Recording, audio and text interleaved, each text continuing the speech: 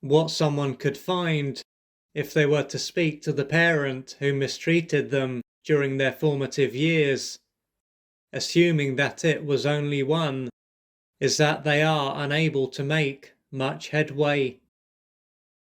Based on how this parent responds, it could be as if they are talking to someone who wasn't actually there throughout this stage of their life. They are then likely to have expected one thing, only to experience something that was radically different. Now, this is something that could take place again and again for many, many years. Therefore, regardless of what they say or do, they won't be able to make any progress. So, after spending hours and hours going over what happened, and perhaps writing a number of long lists that covered what took place, they won't have had an impact. Still, although it will be clear to part of them that this parent is not going to face reality, another part of them might not be able to accept this. This part of them might want to keep struggling for their validation. Taking this into account, there will be what is going on for this parent and what is going on for them. Of course, they can't change their parent, but they can change themselves. And it is for this reason that the only way that they will be able to move forward is by them focusing on their own healing. By doing this, their need to be seen and heard by someone who is unable to do this will gradually subside.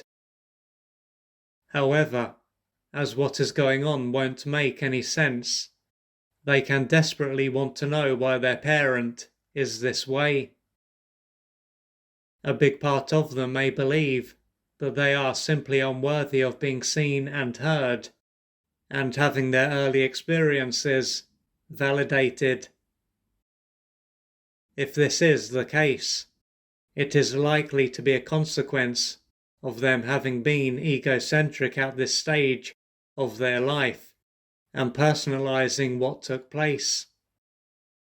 In reality, how they were treated was a reflection of what was going on for their parent, not a reflection of their worth or lovability. When it comes to why this parent is unable to face reality, there is a strong chance that they are not in a good way mentally and emotionally. To go even further, they might not even have a strong connection with a number of their needs and feelings. In other words, they can be out of touch with their true self and have a disconnected false self. If this is so, they will live on the surface of themselves and won't be connected to a large part of who they are. From the outside then, they will look whole and complete, but on the inside, they will be a deeply fractured being. How they see themselves and life won't just be random. No, it will be a way for them to keep it together and function. If they were to face up to what they were like and how they treated their child and others, the painful inner material that is outside of their conscious awareness would start to break through. This would allow them to be honest, but it would also undermine their false self. And naturally, this would make it even harder for them to keep it together and function. Thus, it is not that they are consciously choosing to deny what took place. This is something that is automatically taking place. Their brain, in order to protect them, will do what it can to keep their painful memories, feelings, and thoughts out of their conscious awareness. When they say that they didn't mistreat them, they won't be consciously aware of the fact that this is not the truth. This illustrates that their brain is designed to deceive them as a way to protect them. It is not designed to make sure that they face their inner and outer reality.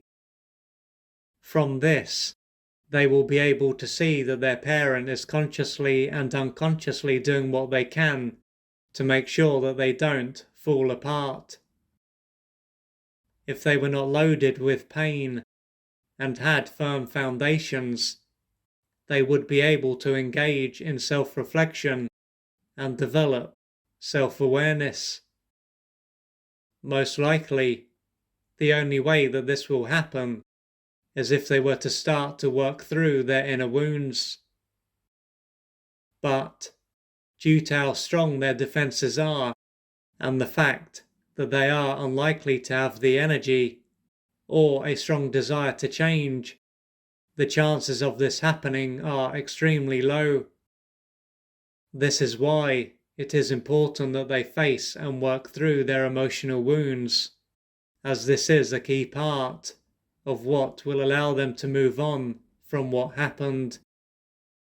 If they were to only focus on what is going on for them at a mental level, they are unlikely to get very far.